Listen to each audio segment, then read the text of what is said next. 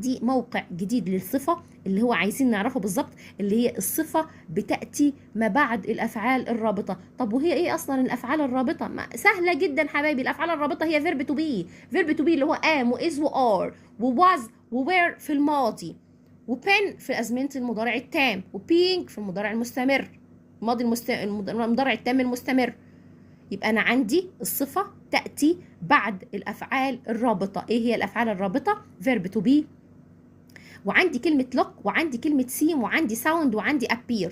ها الصفة لو جت هنا، الصفة بتيجي بعد الأفعال دي، صفة تيجي بعد الأفعال دي، واسمها إيه الأفعال دي؟ اسمها أفعال رابطة. look seem sound appear بمعنى يبدو، دي تسمى أفعال رابطة. طب become وget بمعنى يصبح، دي برضو أفعال رابطة. smell وtaste. smell معناها يعطي رائحة، smell معناها يعطي رائحة، taste بمعنى يعطي مذاق.